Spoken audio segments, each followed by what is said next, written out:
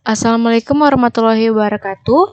Pada kesempatan kali ini saya akan menjelaskan mengenai materi biaya bahan baku. Sebelumnya, perkenalkan, nama saya Deborah Agustina Simatupang. Saya berasal dari Universitas Jambi di Prodi Manajemen.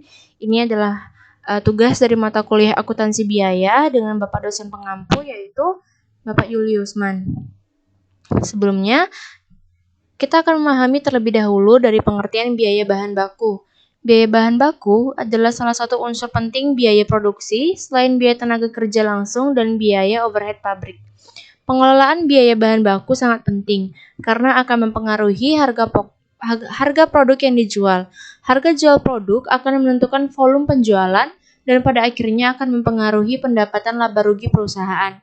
Oleh karena itu, sebagai pengelola usaha, perlu diketahui, memahami, dan menerapkan pengelolaan biaya bahan baku atau raw material yang baik dan benar, sejak pengadaan, penyimpanan, hingga produk sampai di tangan konsumen. Lanjut, unsur biaya yang membentuk harga pokok bahan baku yang dibeli. Bahan baku merupakan bahan yang membentuk bagian menyeluruh produk jadi. Bahan baku yang diolah oleh perusahaan manufaktur dapat diperoleh dari pembelian lokal, impor, atau dari pengolahan sendiri. Dalam memperoleh bahan baku tersebut, banyak biaya yang juga dikeluarkan oleh perusahaan, yaitu biaya pergudangan, biaya perolehan lain, dan biaya pembelian. Unsur biaya yang banyak dikeluarkan dapat diperhitungkan sebagai harga pokok bahan baku yang dibeli.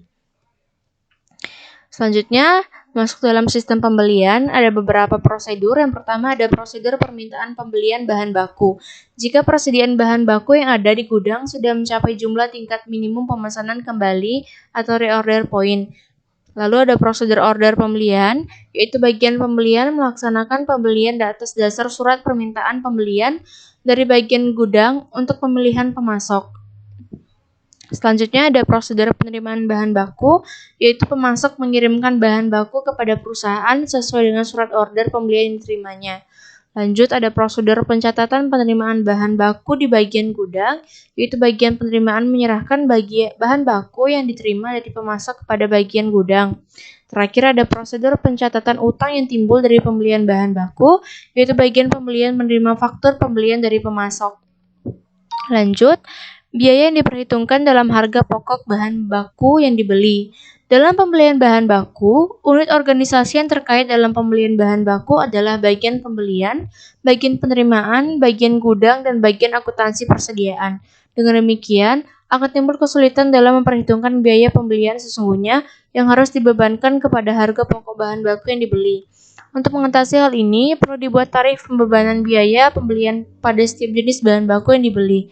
Jika biaya pembelian dibebankan kepada bahan baku yang dibeli atas dasar tarif, maka perhitungan tarif biaya pembelian dilakukan sebagai berikut. Yang pertama, jumlah biaya tiap bagian yang terkait dalam transaksi pembelian bahan baku tersebut diperkirakan selama 1 tahun anggaran. Yang kedua, ditentukan dasar pembebanan biaya tiap-tiap bagian tersebut dan ditaksir berapa jumlahnya dalam 1 tahun anggaran.